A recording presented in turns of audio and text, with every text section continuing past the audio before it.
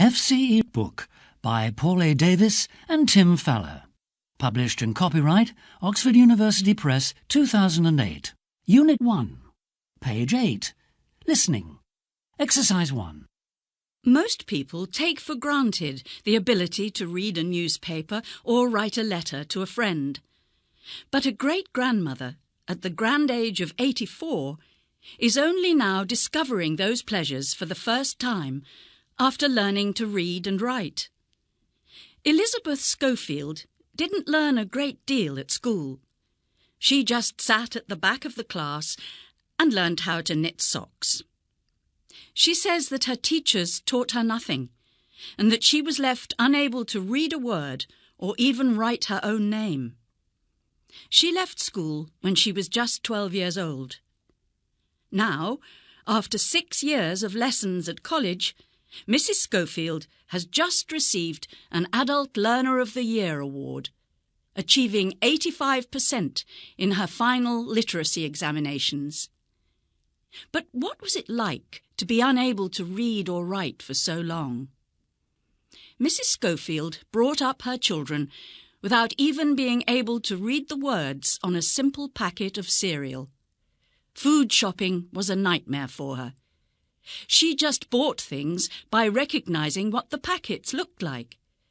She knew that cornflakes boxes had a yellow cockerel on the front, and that was the only way she knew what she was buying. At the age of 78, she decided she had had enough and contacted an adult education centre. But what exactly made her finally decide to do something about her inability to read or write? She said that she was in a shop one day when a man came in and started chatting to the shopkeeper. He had come to their village with nothing but the clothes on his back and an old pair of shoes. However, he'd got a job which paid for him to go to college, and eventually he became a lawyer. Mrs. Schofield thought, if he can do it, why can't I? So, with the help of Oakland's College, she began to take weekly lessons to work towards her literacy certificate.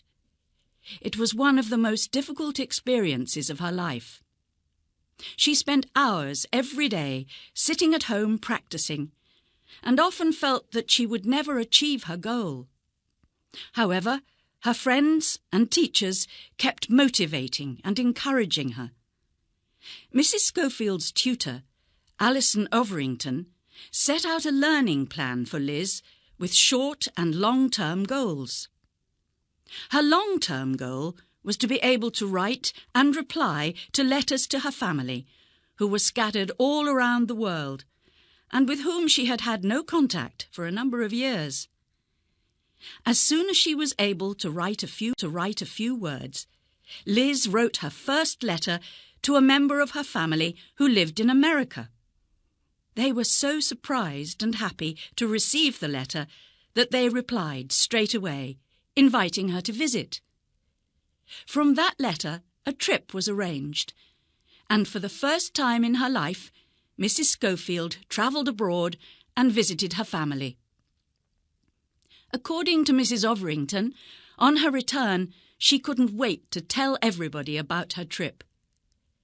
The truly amazing thing was that she had written a diary while in America with an account of her adventures.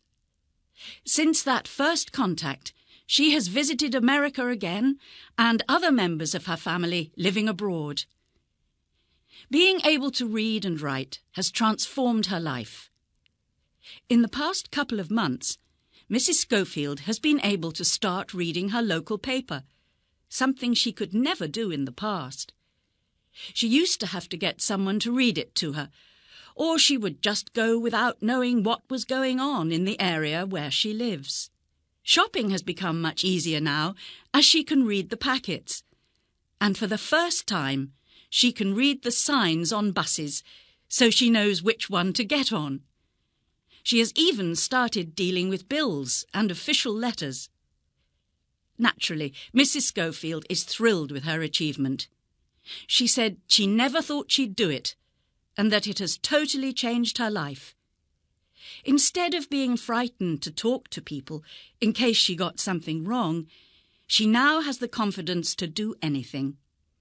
However, she realises that she still has a long way to go and is determined to do more. "I'll get there in the end, if it's the last thing I do," she says. Unit 2, page 14. Listening. Exercise 1. Hello, and welcome to this week's edition of Outward Bound. In this programme, I shall be finding out about the 10 Tours Challenge, which is a special event organised by the Army for young people aged between 14 and 20. I will be speaking to one of the competitors involved in this most demanding of outdoor races.